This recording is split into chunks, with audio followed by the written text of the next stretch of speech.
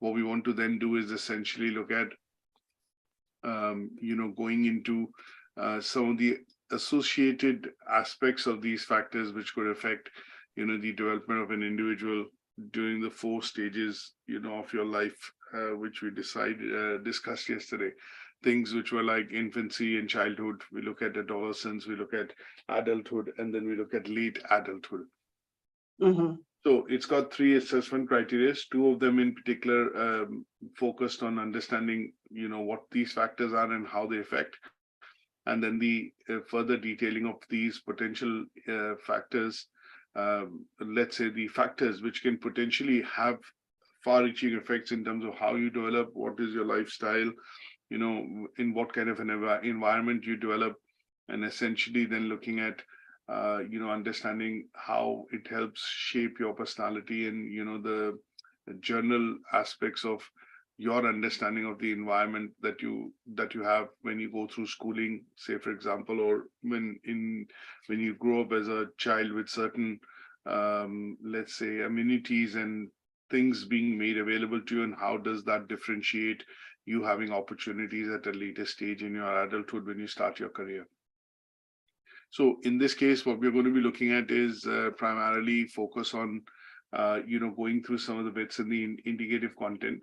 And we discussed the 4 broad areas in the last session, which included the 4 stages of human life development or human lifespan development. And then we also looked at understanding some of the factors which basically can affect, and they were broadly classified into the PSI, which is PSIE.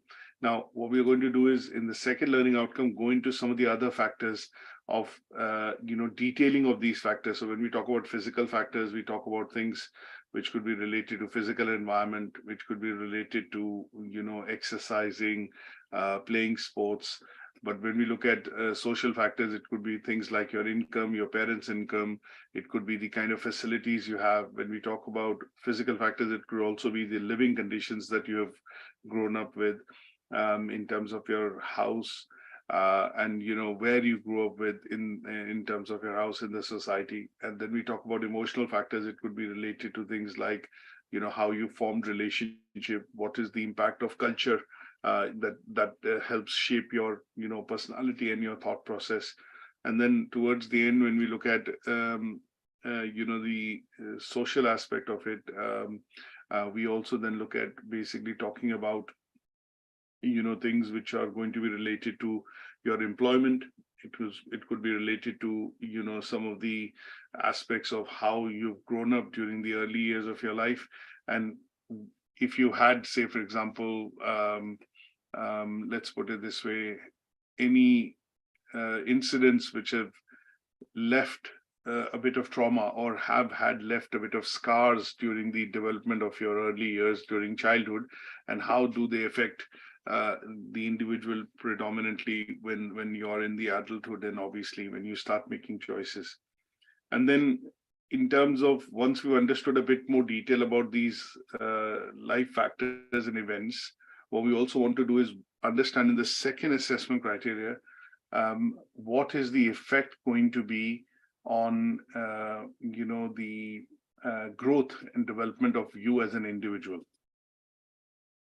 So when we look at studying the factors, after detailing out a bit more on the 4 different types of factors, and then going into some of the detailing of these 4 different types of factors, what we are going to do is understand what kind of an effect these factors can have on the growth and development of an individual, from, say, for example, the childhood up until the adulthood stage.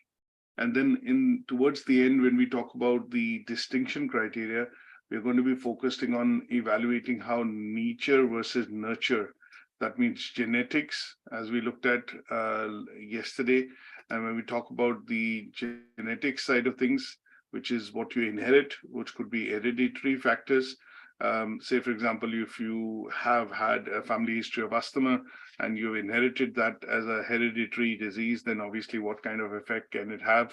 And then when we talk about nurture, which could be primarily, again, the environmental variables or factors which could affect how you grow and develop as an individual, but predominantly, again, looking at the four broad factors in terms of how they help shape your personality and your growth and development during these four stages. And they would tend to be, again, classified as physical, intellectual, emotional, and social. But here, what I would say is, rather than do a repeat, is what I was referring to earlier was that we would want to take up, say, for example, um, take up an example of a celebrity or a person that you know, that you can relate to, and then put this context of evaluating how nature versus nurture affects the individual, and that individual being a named individual, and that individual would, that particular named individual will help you understand that how they've gone through childhood, because as of now, studying it would be slightly abstract, but when you can relate to, say, for example, I've looked at a couple of sites, and I picked up blogs on Jennifer Lopez or Michael Jackson or some of these celebrities, which are which wherein this has been documented in terms of what was their early childhood like, how and what kind of opportunities they had during the childhood in terms of how they developed as an adult, and the development into an adult essentially was at the back of the opportunities that they had, or the living environment they had, the family or the parents support, the family support of the parents, involvement in terms of their growing up from being a child to an adolescence to an adult, and then later on in terms of how these factors could be related to the discussion on, say, what kind of personality they have, what kind of views they've developed, how they've expressed these views, and then at a later stage, how this has helped them become a young, mature individual. And that is what will be helpful, because we'll be able to relate to some of these. For example, Sir Elton John, you look at lots of different people that we can pick out. And because they are in the public domain, it's easier for us to study and relate to some of these four different type of factors and what kind of effects that have had in what we see that individual being a successful or a grown adult today, and trace it back, say, for example, their childhood. So lots of different, personalities which have gone through this particular, every individual goes through this, but maybe picking up an example of a personality or somebody or a celebrity or somebody that would help you kind of relate to what could be the nature nurture effect on the individual when we look at studying these four broad factors. So the evaluation part, I would suggest maybe taking up somebody that somebody that is in the public domain, maybe a personality or a celebrity, and that would essentially help you, let's put it this way, identify and relate to some of these factors that we're going to study pretty quickly and pretty easily. Now, in terms of looking at doing this particular discussion, what we're going to do is obviously look at a presentation, and that presentation will focus on, taking you through the basic bits of the main content of this learning outcome, which is to look at the potential effects of life factors and events on growth and development. So slight bit of variation from the first learning outcome, in which we wanted to understand the growth and development stages which humans go through in their lifespan. So today, the focus is on, with that background in mind, that we go through four broad stages of infancy, childhood, adolescence, adulthood, and maybe classify adulthood into middle, late adulthood. But here, what we're going to be looking at is the potential effects of the life factors. And that is where these life factors, as we call it, would be the four different broad factors that we study: physical, intellectual, emotional, and social, which are going to be affecting how you grow as an individual, through these four different phases of growth development. And then what events and how these events that you face during these, growth phases can affect you in terms of your growth and development overall as an individual. And that is where we will split some of these factors up into physical factors will go into environmental factors, intellectual factors will go into, factors like depression, anxiety, hereditary, some of the factors. Emotional factors could be related to attachment, relationships, culture, the way you're, being brought up. And social factors would be related to, your place of living, your education that you've got, your parents' income, and some of the other factors which basically would relate to your lifestyle in general. And if you have witnessed any life-changing event, for example, sudden death of somebody in your family, and that may have caused a bit of depression or, loneliness, and that has an effect on how you see and perceive things. And those would be the detailing of the events that we will look at and how they have an effect on the growth and development of an individual in particular. So the indicative content typically looks at three broad headings. One is to understand, the first part, which is identify these life factors.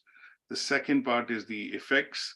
And then the third part is basically looking at this as an effect with a, with a bit of evaluation, which is to be done primarily from a point of view of understanding how this will have,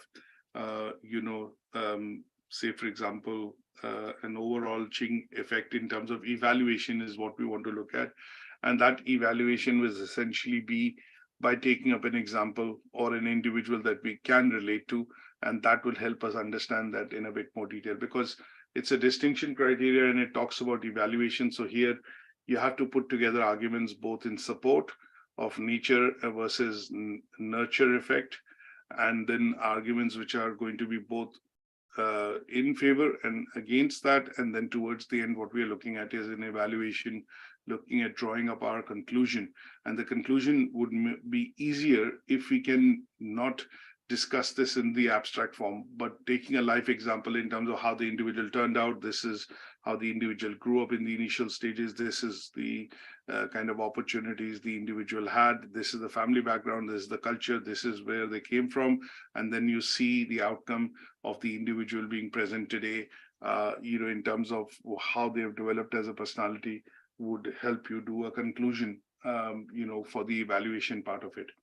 So two assessment criteria, but the third one generally being, related to taking up an example for evaluation purposes, and that would essentially help, crystallize the understanding on this particular learning outcome. Now, the first thing which I want to start off with is when we look at the learning outcome itself, it talks about, the understanding and potential effect of life factors and effect and the events essentially on growth and development. So what does this typically mean? If I have to summarize the entire essence of today's discussion in terms of the learning outcome, it breaks down into three main bullet points. So if we look at ourselves as an individual and how do we go through the various phases of development, we are generally affected by, lots of different things as we are growing up to become a young, mature adult or an individual. And these events that we, affect us, they can affect us positively or negatively. They can have a good effect or a bad effect on us. And depending on how you have faced these events, or when you have, in terms of timing, when have you faced these events is very important, is because they will have a long lasting effect in terms of how you perceive some of the things in and around you from a physical environment perspective. Now, when we look at these events can be of 4 or 5 different types. So 4 types in general, and we'll stick to that, which is these events could be physical. Physical could be, we generally get to read and hear that sometimes you have had individuals which have been physically abused during their young age, and this has a far-reaching effect on how they perceive relationships and obviously how they look at growing up during the phases of their growing up to an adult, how they face up with different situations. So if you've had some sort of physical abuse, this could be a closest example of understanding, say, for example, physical events. It could be life-changing physical events apart from this, which could be, say, for example, you've had a serious injury which would have taken a lot of time to heal, or has gone into now a development of some sort of a disability, and you feel disadvantaged because of this accident or the injury that you've had in the early years of growing up. Then we look at the emotional side of events. These emotional side of events, are primarily going to be related to how you have, say, for example, I'll put it this way, how you've had your emotions which have developed over the years. And this could be you've had, say, for example, some good experiences, you've had some bad experiences, and they would, be characterized by some sort of feelings that you have developed. And this also has an effect on the development of your personality, and as an individual, what kind of perceptions you would grow up with, or develop, essentially would be manifested, or would be looked at from an emotional point of view. So here, the kind of feelings that you develop, what makes you excited, what makes you depressed, what makes you go out and participate and be open and things like that, would be all related to say, for example, the emotional side of events. Now, sometimes you would see that people also talk about they have faced what is called emotional abuse. And when we talk about the this particular part of the emotional abuse which you have suffered or have had as an experience, typically tends to have a bit of a manifestation in your adulthood as well. One such example that I would give would be that if you've had if you were growing up, and during the early years of your childhood, if you were mistreated. Now, mistreated is okay, but if you were mistreated regularly, or you felt that you were not given the same set of choices or conditions to thrive as were given to other siblings in the family, then you would generally see that this translates into what is called an emotional abuse, and at some stage this is also called the psychological abuse. So this could be deliberately done, or can have an effect on how you see things when you grow up as an individual. How do you feel? How do you react to some of the situations as an adult? And this would be sometimes if you have had, or for example, had experiences of being scared, humiliated, isolated, or ignored as a child, then they would have serious implications or effects when you grow up as an adult. And similarly, we'll look at some of the other factors like social, economic, environmental, and we will discuss this in a bit more detail. The third aspect of it is that knowing some of these factors will help us understand what kind of effects it can have on an individual with regards to these four broad factors, and then what kind of suitable say solutions, remedies can be provided or are provided by people if people have had some of these traumatic experiences, or have had these factors which have affected them quite significantly during the early childhood years. And they would be a part and parcel of we having to study that, okay, these are factors we know, and these factors create these events, and the outcome of these events can be manifested as when we see this in that particular individual. If the individual tends to be generally afraid, an introvert, or does not, let's say, openly discuss or mingle with other individuals in the family or members of the family, it could be because of facts like mental depression, abuse, which could have been suffered in the early child age, the opportunities which the individual would have got, and in some cases, deliberate isolation or humiliation, and in some case, ignorance could also mean that the child has not been able to develop some of the feelings and feels that they have been at a disadvantage.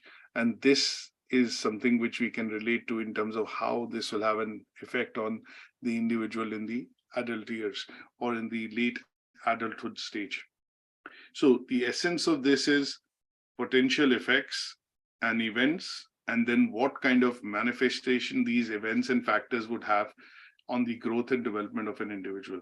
And this is what we want to clearly understand. And these are three different things that we need to be able to differentiate while studying this particular learning outcome. So the factors would be classified under political, intellectual, emotional, and social, or PIEs as we call it.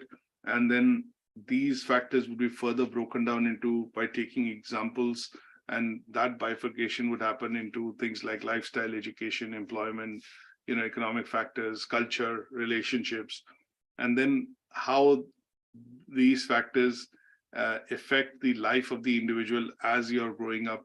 And those are the events that we need to study, and that would crystallize us, give us the detailed understanding of this particular, learning outcome.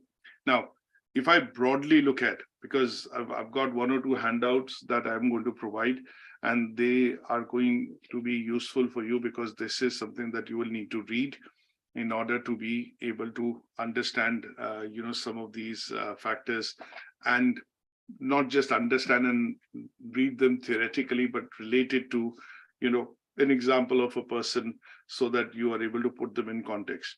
Now, broadly speaking, the 4 different types of factors that we have looked at yesterday, and how do we further break them up and understand more detailing. So when we talk about these factors tend to be, say, for example, environmental factors.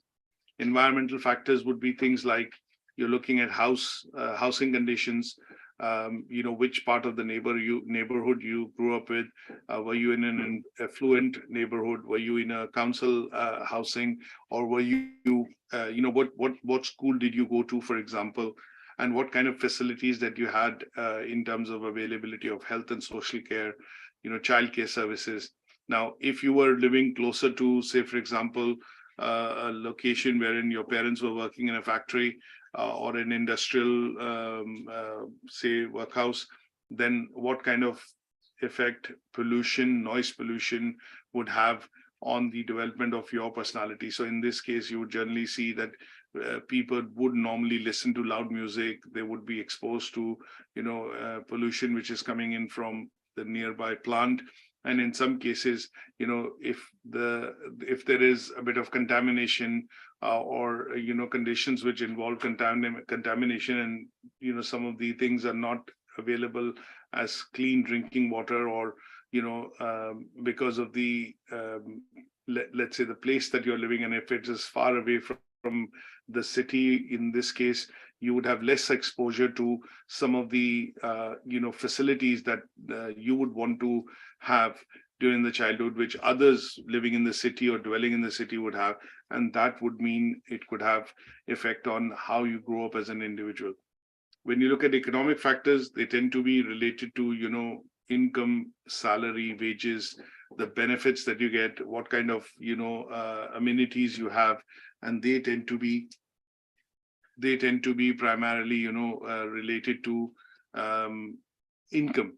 And when you have higher income, it basically manifests in terms of you being able to access better facilities.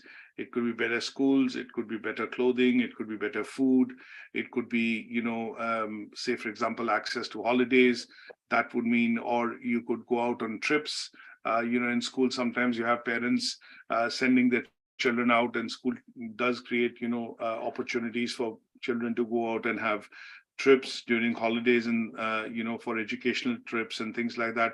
But it is not mandatory in some cases that all children need to go to those trips.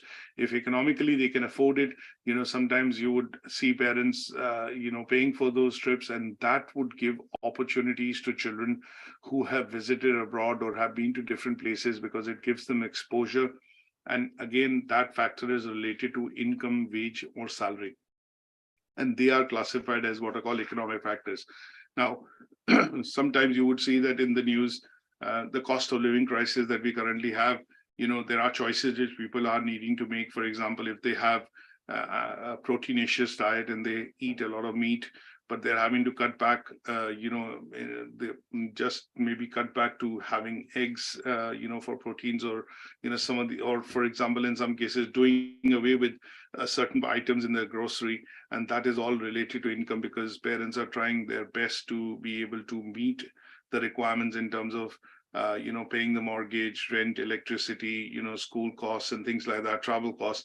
But obviously, because of the rise in inflation and the rise of costs, the ends have to be met, and in this case, something has to go. So, for example, if things are reduced on in terms of how you eat or what you're eating specifically, then that could be because of the economic factors. We also then look at some of the other factors like poor living conditions. They could have a negative effect. Now, if I go back now, probably 20, 30 years back, when we didn't have gas and electricity in terms of 24 hours running water, and obviously look at heated homes. So in the early 80s, or I would say late 70s, when gas came into most of the housing, and heating became pretty much, a part and parcel of life and households in the UK. Before that, if you look at, early 70s, this was not the case. So people used to still have or do cooking on, using coal. And in those cases, obviously after cooking, most ladies, used to have black hands because the use of coal and things like that. So things with the industrialization and modernization of society, generally living conditions are improving. So when we look at developed nations and we look at developing nations vis-a-vis underdeveloped countries or nations, you would generally see that these poor living conditions that we talk about can have a negative effect. Now, if I look at one such example of water shortages in certain places in Africa, Indian subcontinent, you look at developing countries in the Far East, you would generally see that children sometimes do help out in terms of, going and collecting, let's say, safe drinking water. And if this is to happen, they are not going to school. They are essentially spending time, collecting drinking water, or, looking at helping out their parents in their livelihood on a daily basis. If we look at countries which are predominantly agricultural led, not industrialized, and not many very opportunities in terms of development, because the country is still in the phase of developing, and you have towns, cities, and villages. You would generally see that depending on where you live, if you're in a village, if you're in a town, if you're in a city or in a metropolitan city, you would typically have different opportunities, and your conditions in which you thrive and you develop and you grow would be different because of the facilities that you get or amenities that you get because of the place where you're living or in the country in which you're living. So you would generally see that people living in villages would be maybe in some cases having temporary shelters, and they would not have access to heating. There would probably be squally conditions, damp, for example, certain areas in countries like Bangladesh, for example, which get flooded every year.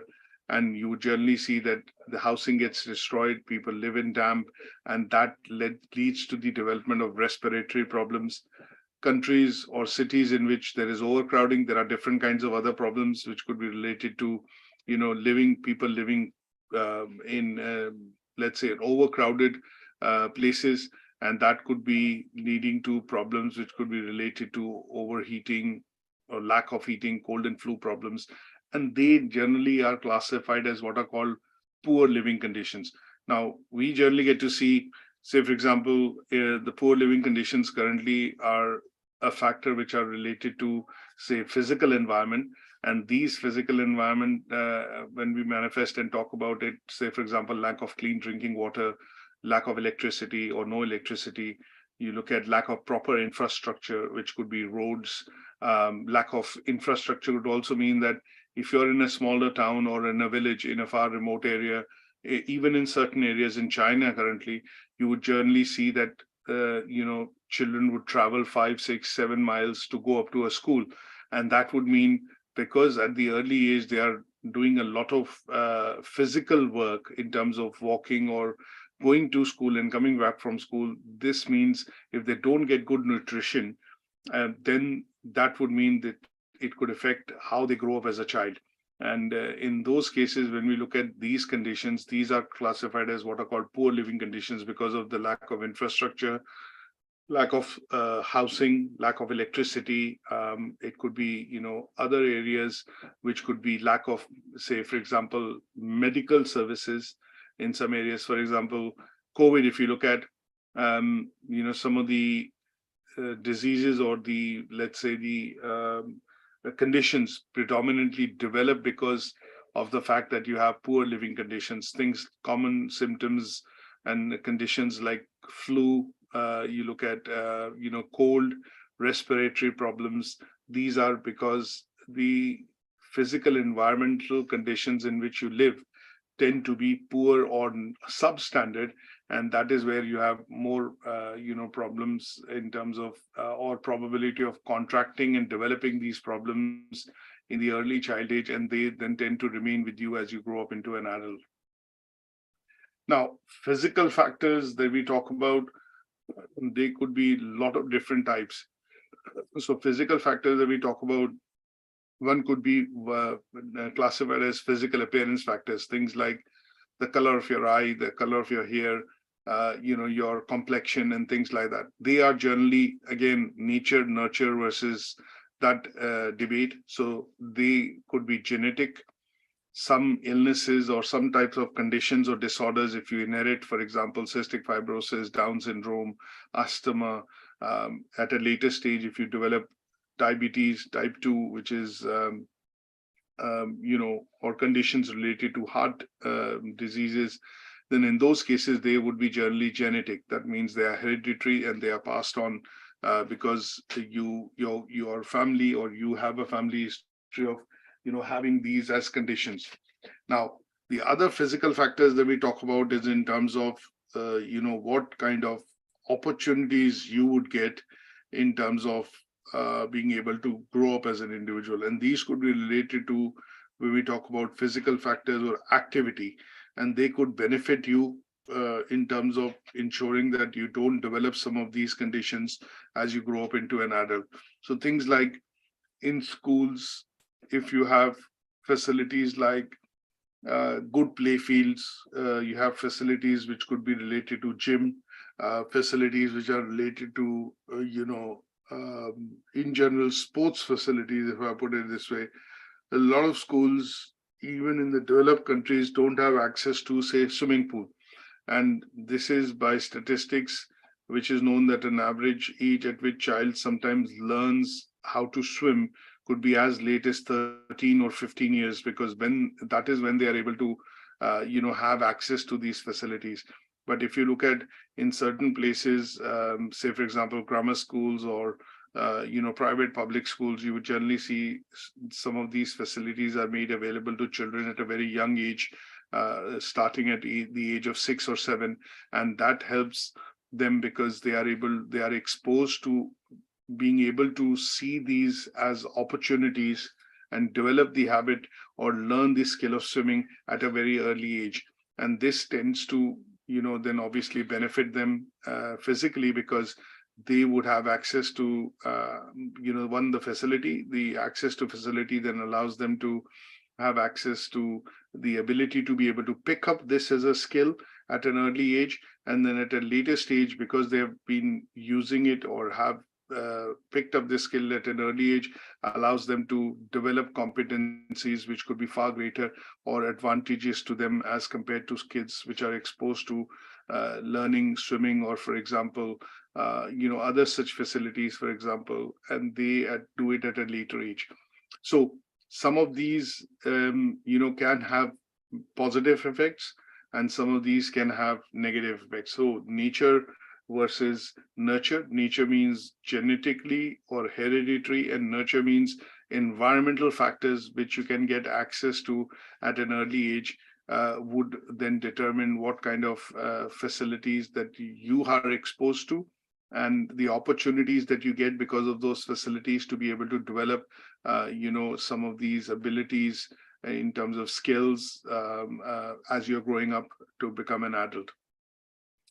Now, some of the other factors that we talk about could be related to, say, we've discussed negative effects of pollution, or related to poor living conditions. They could have some sort of negative effects, and they can be related to environmental factors.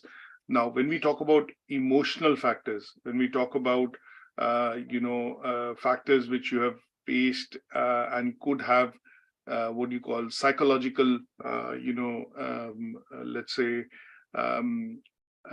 you having psychological, say, some of these factors could affect you psychologically. So let me really put it this way, and they could, be with you in the most of your adulthood or in your adolescence, depending on what that experience has had an effect on you. So when we talk about psychological factors, it could be related to abuse, and this could be abuse, physical abuse, it could be sexual abuse, it could be, neglect, as I mentioned, it could be humiliation, for example, it could be isolation, and it could be, say, for example, if you were growing up in a family and your parents had 4 or 5 different, 4 or 5 kids. So obviously, if you see a bit of differentiation that my parents used to treat me as somebody, favor my brother as somebody more than me. And if this was something that you felt was done time and again, and it became a practice over the years, and then this is something which has had a manifestation with you emotionally in your mind, is that I always get treated second, or I always get a different treatment. And this could also mean that sometimes psychologically you feel isolated or you feel ignored as a child, and they then remain with you as feelings as you grow up into an adult. Another form of abuse that people have faced or can face and have effect in terms of how you grow up into from one stage to the other could be, abuse that you face predominantly on physical side and also on the sexual side.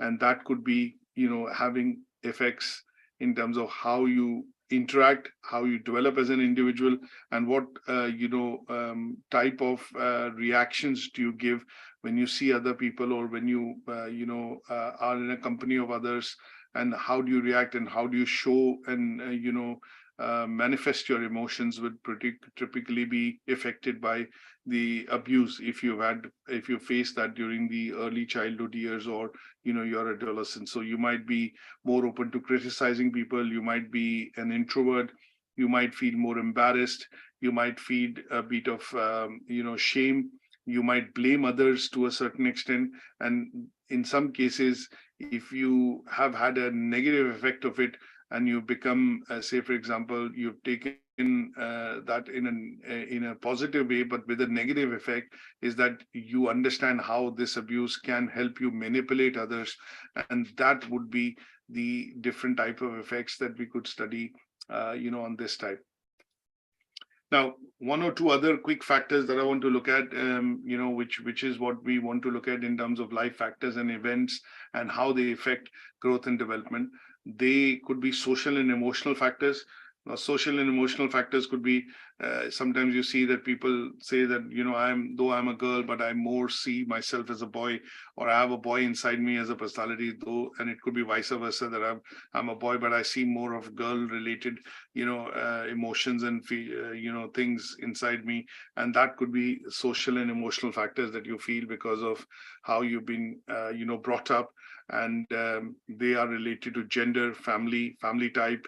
In terms of family type, what I mean by that is you're looking at nuclear family, where you're looking at a joint family, you're looking at being a part of a large family in which you have grown up, and that would have restricted or given you more opportunities in terms of development.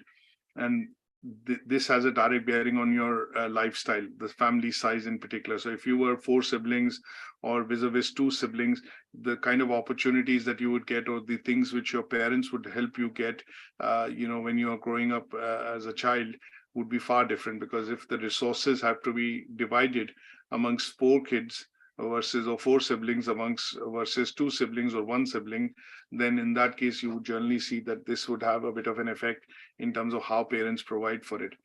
Now, social aspect also means relationships. In terms of, social aspects would also mean that, how and what kind of relationships you have. And when we talk about relationships, it could be, how do you interact with 2 or more people when you're put together? How do you feel connected with the others? And in some cases, when you look at the types of relationships that you can have. It could also mean that sometimes you have these relationships wherein you are able to trust others quite quickly because of the fact that you're able to strike a chord, and this is because you have a good understanding of the person, or the person because you've grown up with as a friend or as a sibling. And they tend to be classified into things like family relationships. You could have romantic relationships, you could have acquaintances. Essentially, you are connected with maybe some of your relatives in a very close way because you are able to relate to them. And these are all states wherein we then look at what kind of social and emotional factors could have on you, specifically when we look at you growing up as a child, and what social and emotional factors can essentially end up doing.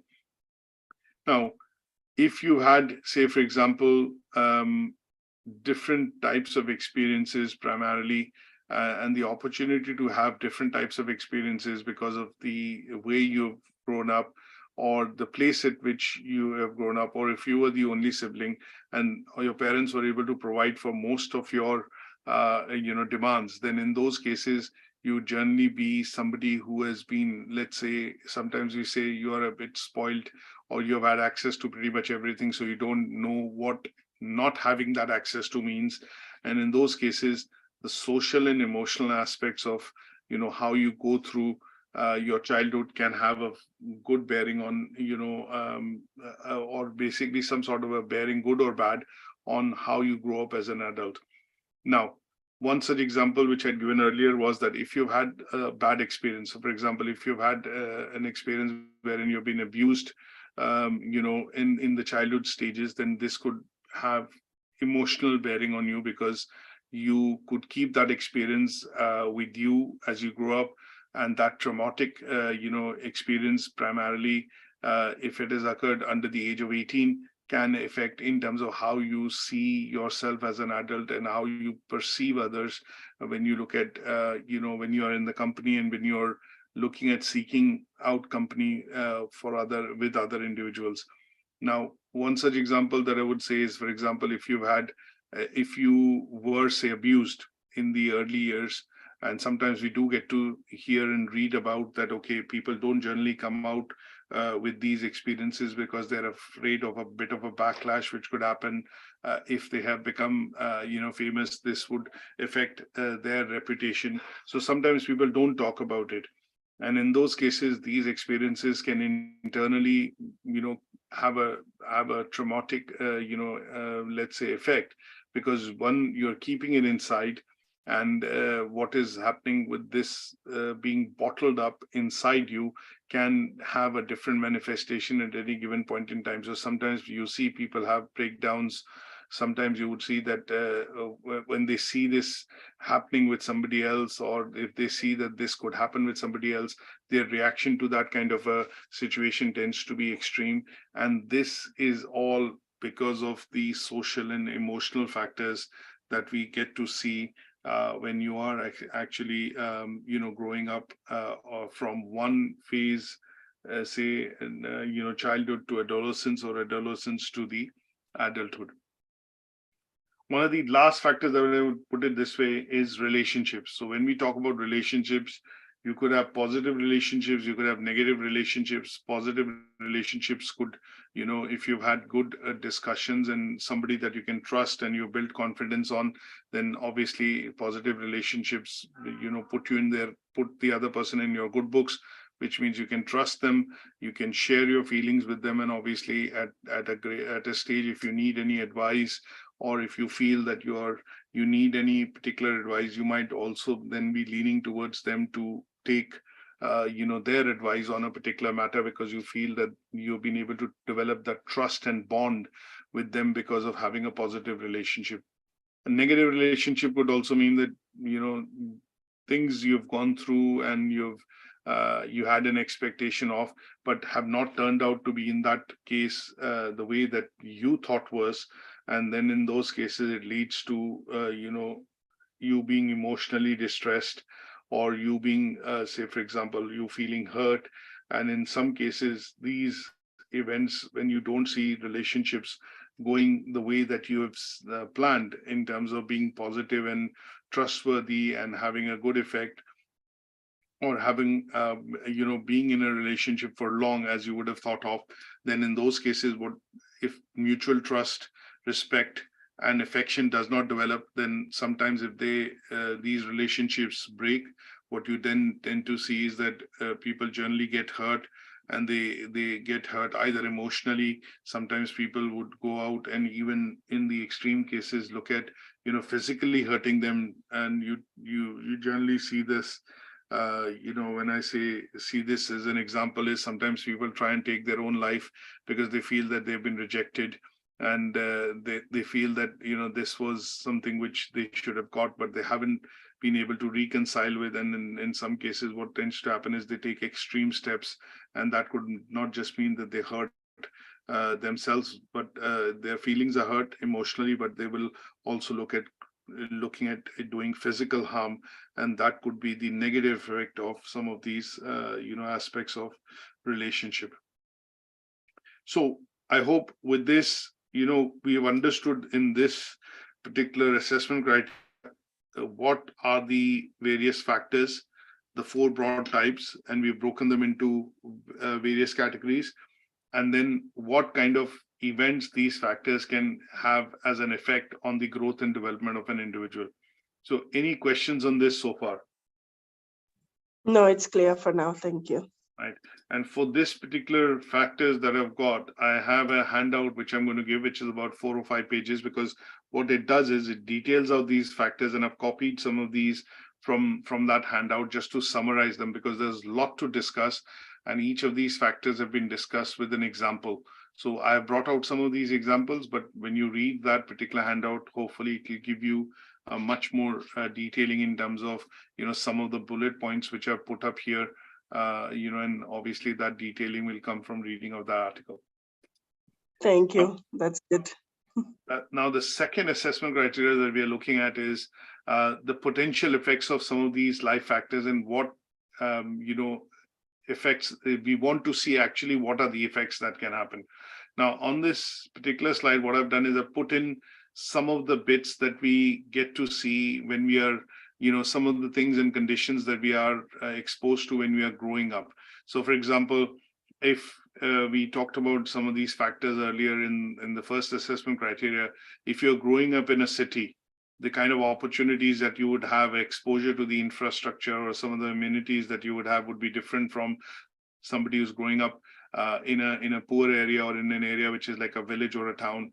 You would also have access and a different type of, let's say, opportunities if you were growing up in a large community, or you were growing up in a secluded community if you were away from a city. Now, in some cases, you would also see that if there is proper social infrastructure available, which could be help from the council, medical facilities, then this would also have an effect in terms of how you develop as an individual, as an adult. And in some cases, when we look at if there are things which are not available, but the state provides for them, things like schools, things like, free meals, for example, when we look at in the UK, free medical facilities, which is the health and social care aspect of it, and obviously support to deal with any sort of disabilities, things like dementia, things like, for example, epilepsy, or, you look at some of these conditions which could be genetic. And if you have help from the state, then, coping up with some of these difficulties and then developing a lifestyle around it does not generally have a negative effect on how you grow as an individual. But if some of these facilities were not available, for example, one of the bits which I would mention here would be when you look at polio as a vaccine, which was discovered and perfected in the early 70s. Now, countries, polio is pretty much now, or when we look at some of the illnesses or diseases that we see in the mid 20th century, things like smallpox, chicken pox, and we look at polio in particular, BCG vaccine, for example, they were developed, but some of the developed countries got access to these vaccines, and obviously you'd see that in these countries, these conditions are pretty much absent. But And this was because of the context of looking at the development happening, the drive to create these vaccines and research and development happening within these developed countries. And because once they had it and they developed it, a lot of it was hoarded in the fact that they wanted to make sure that their population gets it first. And you still see countries in Africa and India and other places wherein some of these diseases are still present. Now, smallpox, for example, has been totally eradicated across the globe, but polio still continues to manifest in countries like Pakistan, for example, and then in some countries, in Africa. And this is predominantly related to the services, the infrastructure, and the closer working of the governments, local governments and the national governments with the World Health Organization. So in the modern day and age today, we do get to still see these illnesses still appearing in children, because if they are not vaccinated at the early years, between the growth years of childhood, 0 to 4. Now, typically a BCG vaccine, I think, is given to a child when the child is between 12 to 18 months old. And certain other vaccines are given at the time of birth in 3 months, 4 months, when basic vaccinations tend to happen for the children, so that they don't develop these deformities.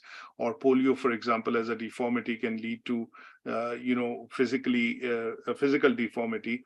And these are given at the early stage during the childhood. Now, if these are not available to children in the early years, and when I say early years, I mean 0 to 4, then in those cases, there is a tendency for children to develop or have these, illnesses at a later stage, because the environment in which they are growing are more prone to having these, because proper vaccination is not done or facilities are not available. You look at the example of COVID vaccine. Now, obviously, the vaccine was developed initially in the developed countries. So we look at Pfizer, Moderna, creating this vaccine because there was a lot of money which can go in, resources are available, and research and development can happen. But if you still see 2 years into the pandemic, we still have, the vaccines being distributed in countries like India, in Africa, in Far East areas, wherein the access to vaccines, like in the country like Nepal, which is highly mountainous, is still not, the 100% of the population is still not vaccinated. Now, this is all because of the services and infrastructure facilities which are present, and they can all have an effect on how individuals are faring within that society.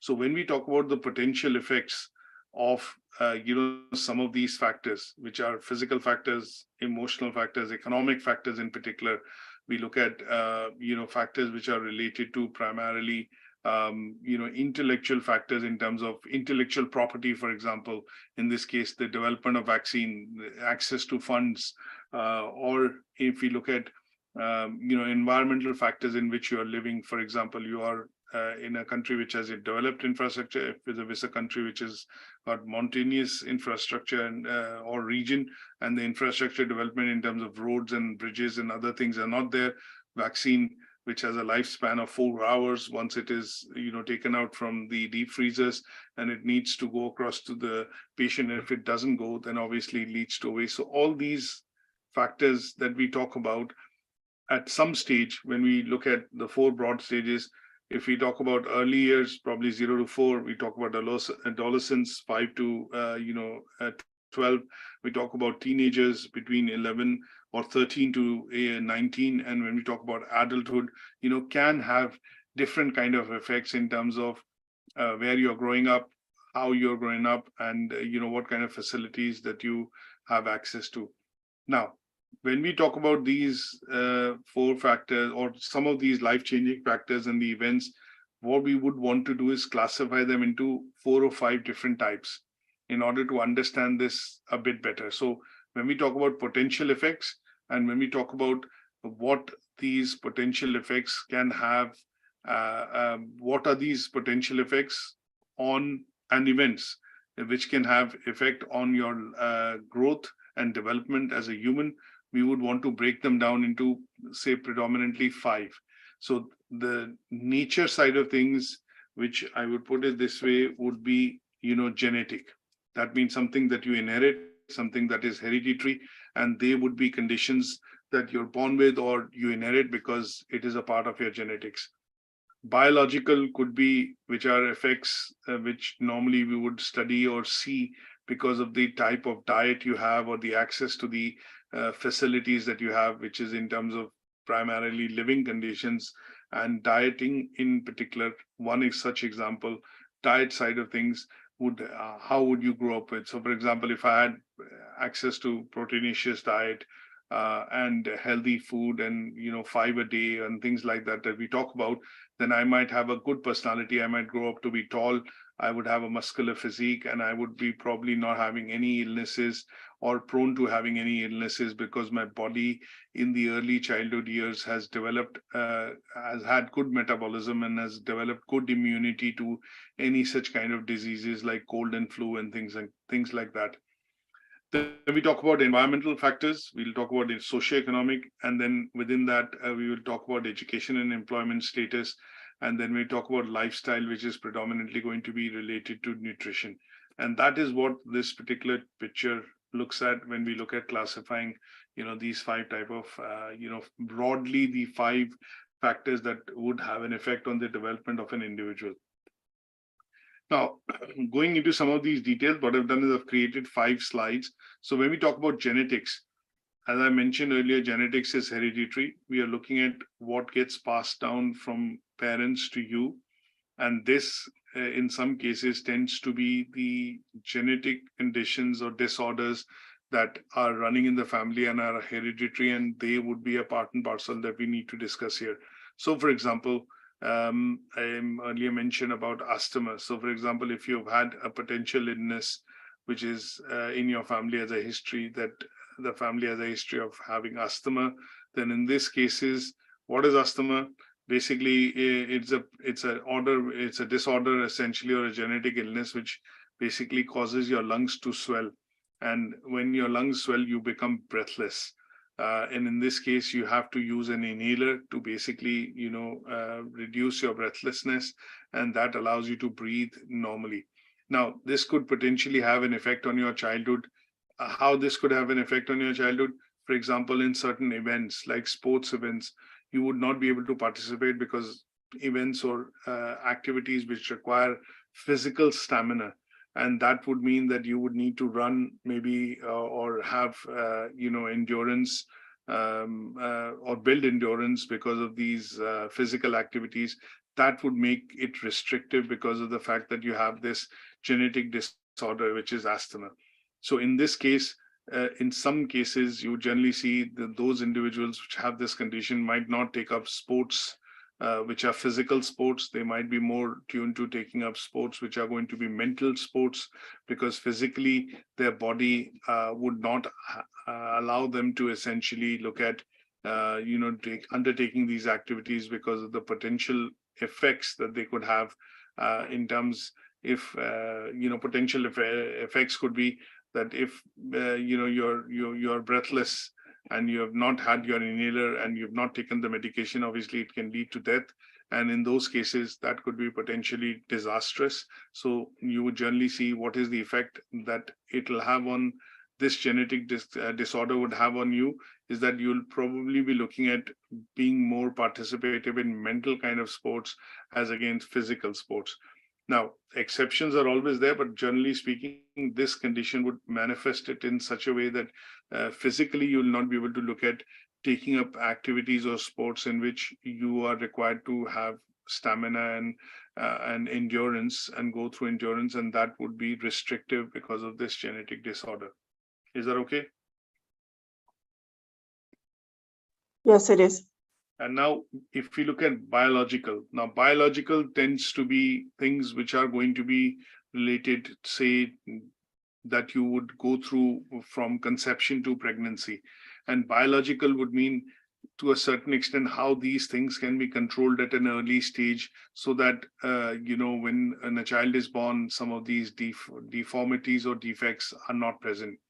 Now, example in this case would be that if during pregnancy, for example, when it is suggested that you should not drink more than 2 volumes, or 2 units essentially of alcohol or in terms of volume. The reason why it has been done is because research has proved that if women are more prone to drinking during the pregnancy stages, then it can lead to poor growth, facial abnormalities, learning and behavioral problems, which can be manifested at a later stage, and it can also lead to miscarriages during the early stage of pregnancy. That is why drinking is always prescribed as regulated and generally done away with during pregnancy. If at all you still need to have it, then there's a prescribed volume. I think 2 units is what you can have at a max. And if this is not dealt with or not paid attention to, then can have these effects. Similarly, smoking during pregnancy can lead to miscarriages. It can have problems with the placement of the child not having and leading to miscarriages. It can also mean that people, or in this case, children could develop asthma in the later stage after birth. And in most cases, smoking is also associated with illnesses which could be frequent illnesses like cold and flu, cough, which could manifest in children when they are born if for example, you have heavily smoked during the stages of your pregnancy. Now, these are what are called biological influences, and they can affect child's development generally during the early childhood years, which is 0 to 4. That means from conception to delivery. And when we talk about some of these biological factors, these factors have been researched over the years, and there is these factors have been prescribed because there is plenty of data now available because of the research which has been done. And this research has predominantly been done by studying years and years of and putting together years and years of data, and this is then backed up by science, and that is why they would be called as biological factors. Is that okay? Now, Yeah. one of the other factors that we will look at is environmental factors. Now, when we talk about environmental factors here, we could look at potentially factors which are going to be physical factors in general, and these factors could be related. One such thing when we talk about environment is place of living, place of dwelling, air, water, and the kind of resources that you have predominantly available while you're growing up. Now, when we also look at potential effects of the physical side of environment, this could have an effect on how you develop as an individual intellectually, your education and background. And this could also mean that to a certain age, in terms of schooling, how many years of schooling you have been able to do. So when we look at certain countries in the developed world, schooling is free, primary and high school up to the age of, I would say 18, schooling is generally free. In some places, even university education is free. So if you have access to this education, the opportunities in education, which is going to help you develop, intellectually because of the environment that you are growing up in, and these are provided for by the state, then you generally would see that, people in growing up with these facilities would tend to be more intellectual, and essentially, they would be more intellectually developed. So even if they have had any sort of, say, for example, biological influences during the early childhood years, but the intellectual opportunities which have been provided by schooling and in terms of learning would help them overcome some of these biological factors or, defects, because they have had the training and the education to be able to kind of negate some of these factors which they have inherited biologically. Now, when we talk about environment factors, we can also look at the other aspect of environment factors, which are going to be related to if you have grown up in an environment which has been generally abusive. You've grown up in a family wherein quarrels and abusive behavior between parents was considered normal, or if you've grown up in a family wherein obviously you were faced with some sort of abuse, mental, physical, emotional abuse. And in those cases, you would generally see that children which are growing up because they have been exposed to these environmental factors, they would generally have difficulties understanding emotional side of things as they grow up to be an adult. So they would not have maybe good, let's say, differentiation abilities to differentiate between what is good, what is bad. Sometimes it can lead to traumatic experiences wherein people would then generally be not wanting to trust anybody, and because trust is absence, then they are not able to form mutually beneficial relationships, wherein it could be respecting somebody, it could be primarily related to forming an emotional bond, and also having open interactions with individuals. Now, all this is related to the environment in which you go, whether it's physical environment or is the opportunities which the physical environment actually presents in terms of academic opportunities, educational opportunities. And in some cases, when we talk about physical environment, we look at housing or housing facilities that you have had, during your childhood days when you were growing up as a child, and they would essentially also have a bearing on what kind of an individual or an adult that you grow up to be. And these will all be related to environmental opportunities or factors, and then they have a different effect. So if you were giving an example earlier, if you were growing up in a council housing, and the council housing in the UK, for example, is restricted to, it's a multi-storied, obviously, and if you were a number of siblings growing up, space would have been less.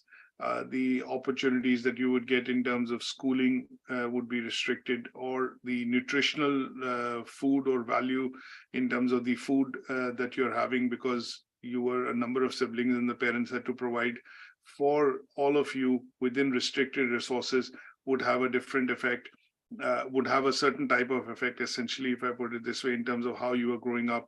And if the conditions were squally, that means the conditions were that you didn't have proper infrastructure, like, for example, a study desk was shared by 4 people, or your living room was also, a bedroom, then in those cases, overcrowding, lack of privacy, and some of the associated things which you would expect growing up as a child were not available.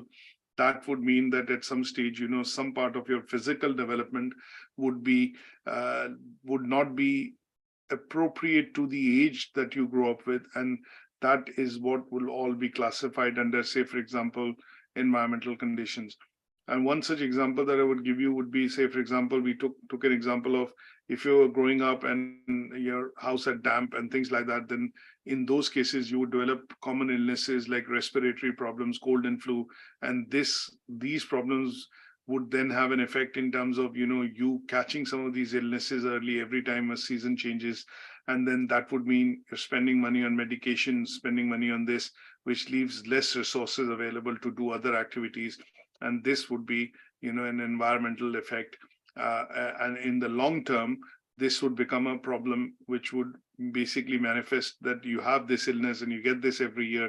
And this is what you go through. And then psychologically, it starts to have a different effect on you, to say that, okay, I can't do this or I can't do that because of the illness and because of this.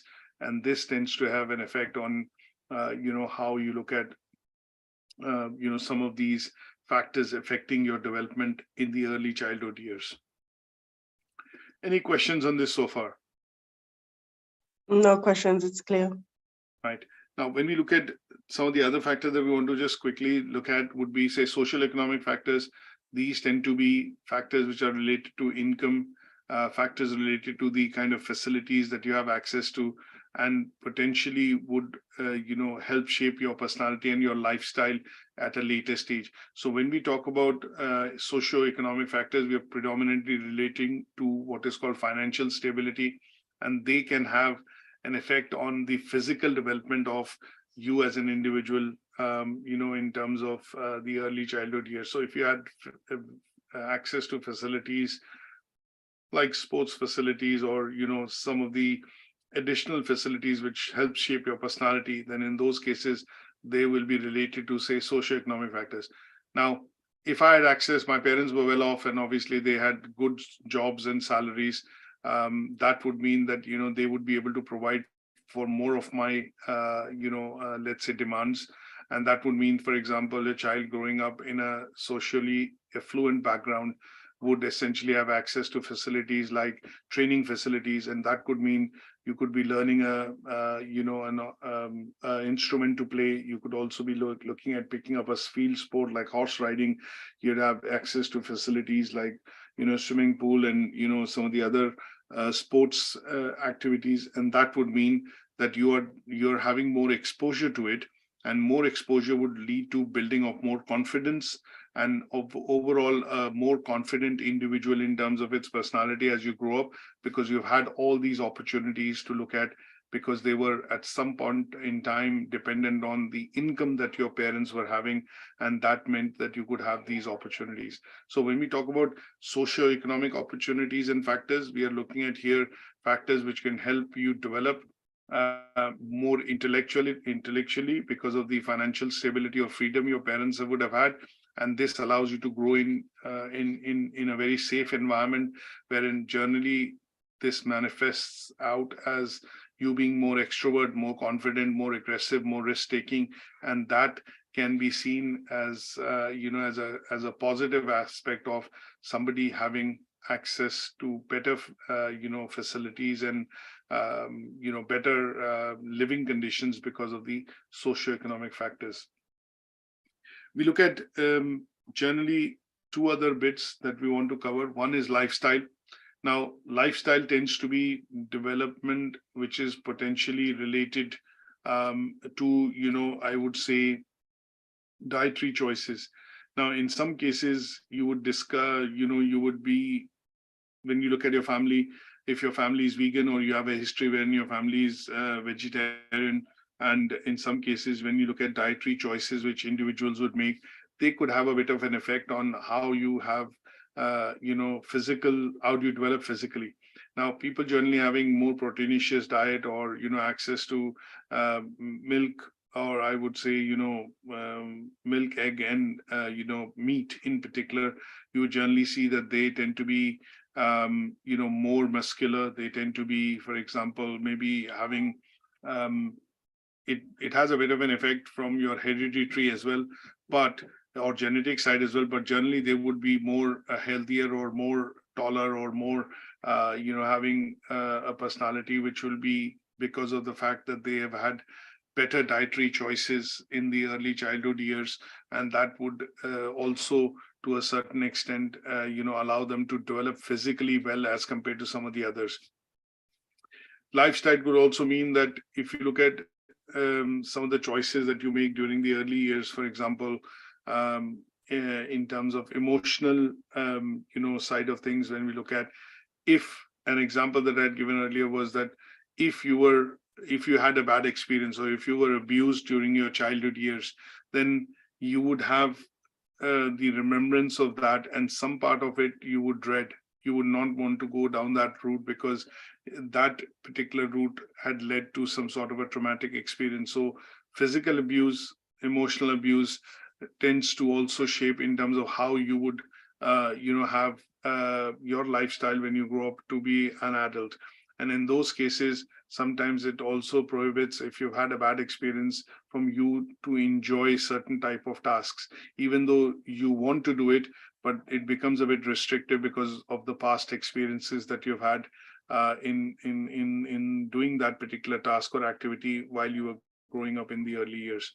So when we talk about lifestyle in general, the government essentially in most countries, when we look at families, local councils, the health and social care sector, and anybody involved in that sector would generally say, you should have your daily fives and things like that during your childhood to ensure that you are having a balanced diet, and that would also help in you maintaining a healthy lifestyle, which then has a bearing on how you grow up as an individual. Now, people and schools in particular try and restrict children from picking up certain habits, and this is certain habits which could be detrimental or having bad effects at a later stage. Things like restrictions on alcohol, For example, if you look at in most countries, the limit on alcohol when people can buy on their own is 16, I think, in the States, 16 in the UK, and 18 in the States, or around about 18. And the reason why this has been put is because alcohol or intoxication can have bad effects on your life, essentially. And in terms some of these habits, the government and the rules and regulations tries to push out, so that at certain years when you're growing up, you do not have access to these. Smoking, for example, and these are things which the government, the legislation and the regulation tries to avoid, so that they do not have a bad effect on your initial stages when you're growing up to be an adult. And they are all related to the lifestyle side of things when we talk about these factors. And the events, which is basically stopping the use of alcohol and smoking at the early years, is to prevent having negative effects on your growth and development as an individual. Now, you could also classify major life-changing events as events which could have effect on how you grow and develop as an adult. And these life-changing events could be, say, for example, in the early years as you're growing up, if you've had any, say, for example, a person that you loved quite a lot or were attached to emotionally, and, they passed away at an early age. So this would have an emotional trauma.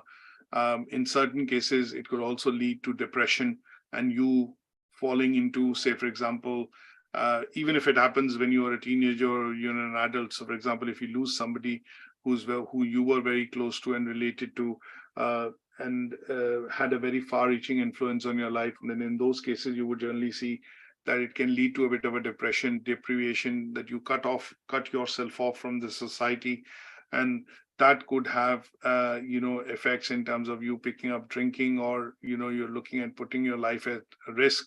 And that could be major life-changing events which could also have an effect on how you grow and develop as an individual. Now, generally speaking, this tends to be curable, but in some cases, some of these things tend to be uncurable as well. And they could be, diseases which could be, or illnesses that you could keep for the balance part of your life. And that is why some of these events could be major life-changing events. Another example that I've given here earlier is that if you had an accident while driving a car, if you've had an accident and that has led to a bit of a disability, so that could emotionally charge you, have a, let's say, a scar, because you were maybe a very keen enthusiast on, say, racing of cars, or maybe playing cricket or playing lawn tennis, and because of a physical disability of the accident, you've now had to give up that sport, and that would have an emotional charring on you in terms of your personality and your development as an individual for the rest of your life. And they could be termed as what are called major life-changing events.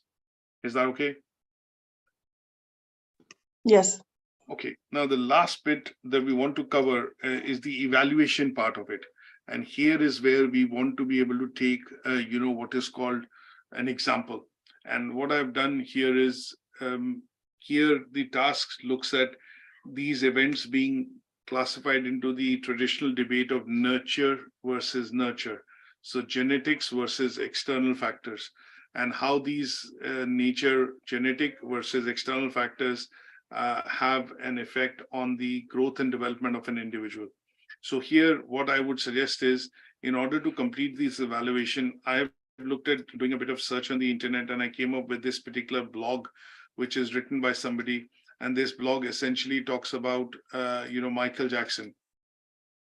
And if I just share that screen in terms of, discussing what are the, this particular task in particular, it says, evaluate how nature and nurture affects individuals' physical, emotional, and social, development,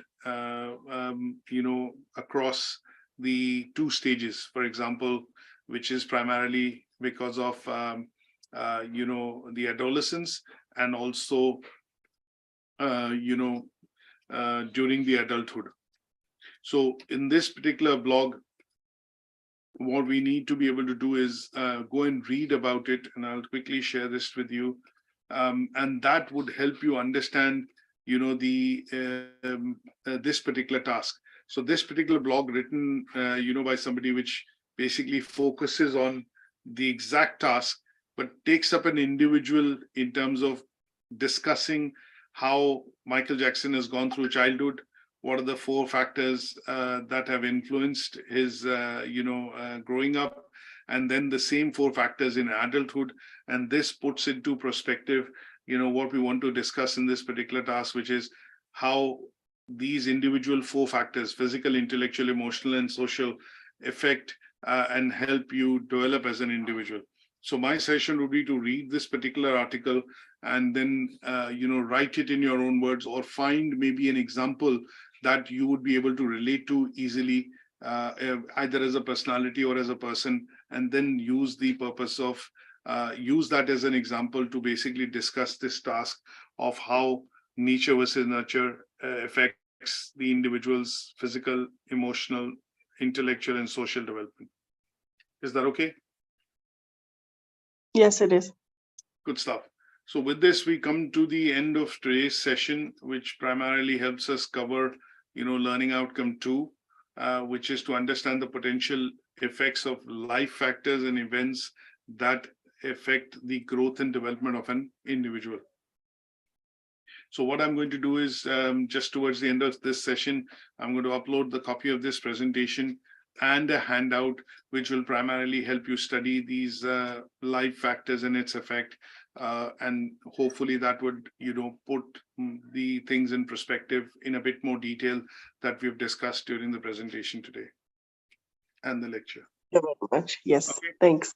No worries. And we'll meet up next week, same time on Saturday and Sunday, to discuss and obviously, progress with learning outcome 3 and learning outcome 4. Thank you very much, Mr. Singh. Thank you. Have a nice day. Thank you. You too. Thank you. Bye. Bye for now.